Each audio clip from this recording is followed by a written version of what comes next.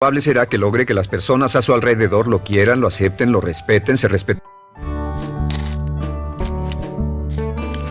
Con el fin de desencadenar todo su potencial, es esencial que entienda la relación entre la mente consciente y la mente subconsciente. Se han escrito miles de libros sobre el tema, existen complejidades tremendas, existen referencias al consciente y subconsciente, en especial al subconsciente, a través de toda la historia humana. Al subconsciente a menudo se le llama la central de fuerza de su ser, y vamos a hablar de cómo afecta a usted más a su subconsciente al estudiar este programa. Comencemos hablando sobre la relación entre las dos mentes y qué puede hacerse para comenzar a controlar y a cambiar el programa dentro de la mente subconsciente.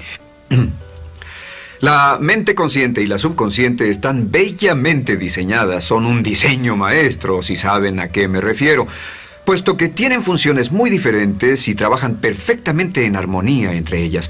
Tal vez una forma de ilustrarlo sería decir que la mente consciente es esta y la mente subconsciente es esta. De hecho, la mente consciente hace como un 10% del pensamiento responsable, alrededor del 10% de su alerta consciente, y la mente subconsciente efectúa al menos un 90% o más. Cuando hablamos de potencial humano y de activar el potencial humano, significa desencadenar la gran capacidad de poder del subconsciente. ¿Qué hace la mente consciente? La mente consciente tiene ciertas funciones específicas. Primero que nada, la mente consciente es subjetiva.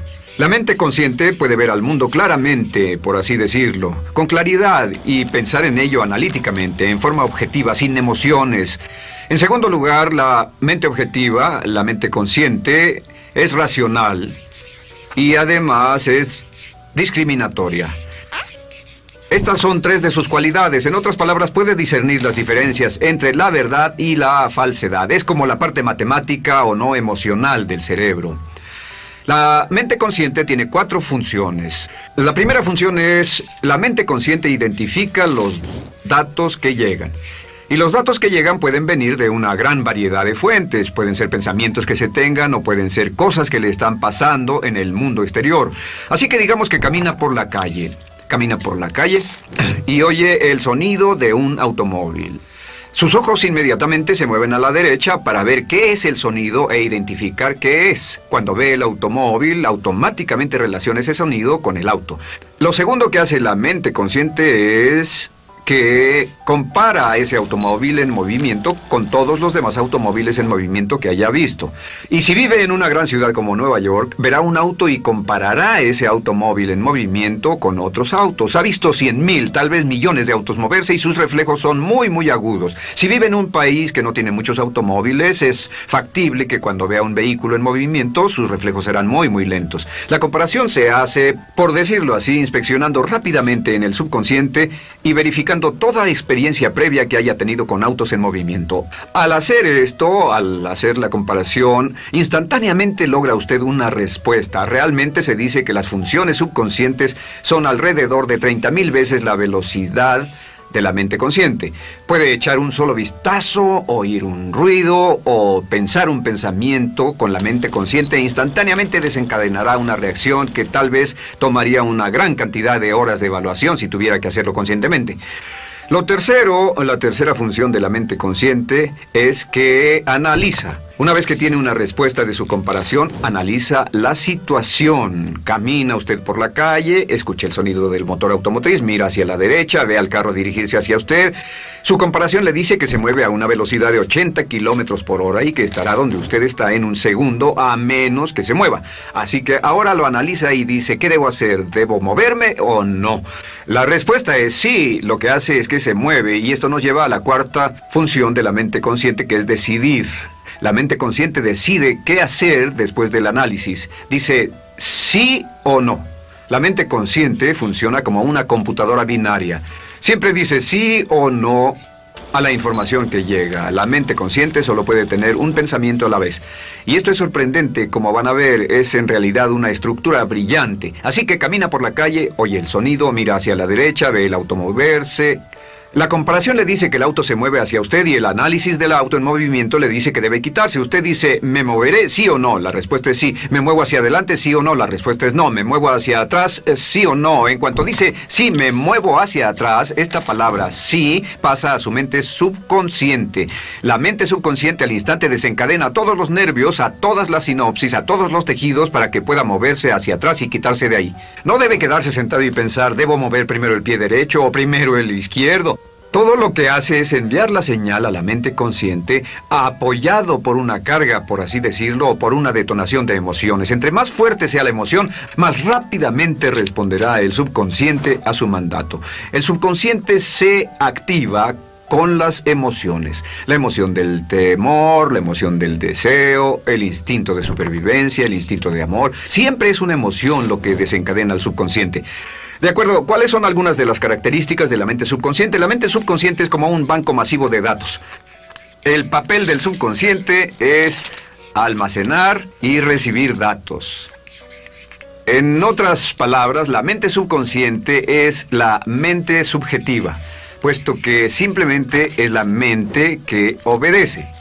Mientras la mente consciente manda, la mente subconsciente obedece. La mente subconsciente no tiene pensamientos propios. Además, la mente consciente no tiene memoria. La mente subconsciente es el asiento de toda memoria. La mente consciente solo puede tener un pensamiento a la vez y la subconsciente retener miles de millones de hechos. La relación entre el consciente y el subconsciente es que el consciente es como un jardinero y el subconsciente es como el jardín. Las semillas que plante en su mente subconsciente, la mente consciente va a trabajar para cultivarlas.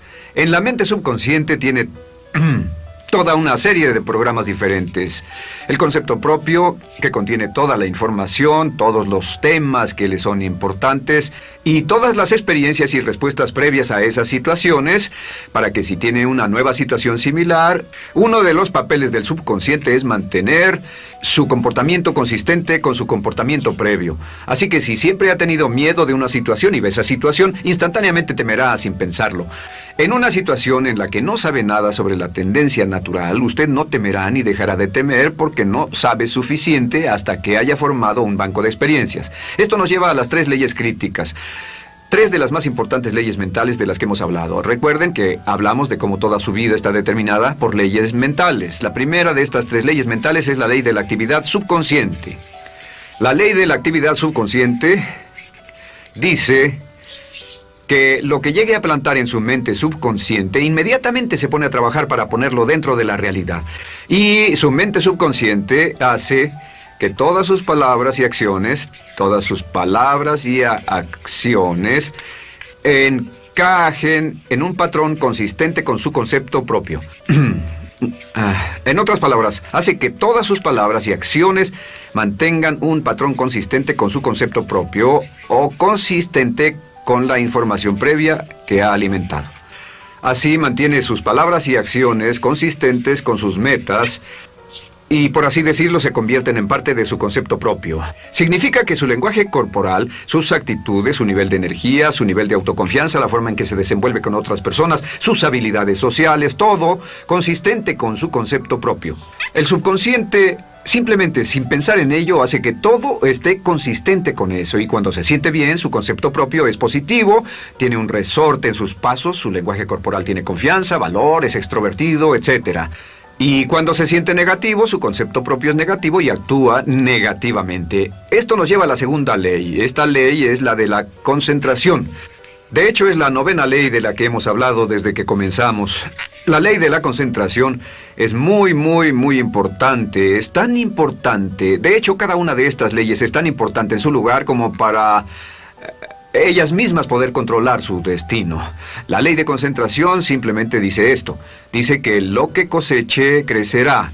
Lo que coseche, crecerá. Lo que piense usted una y otra vez, crece en realidad.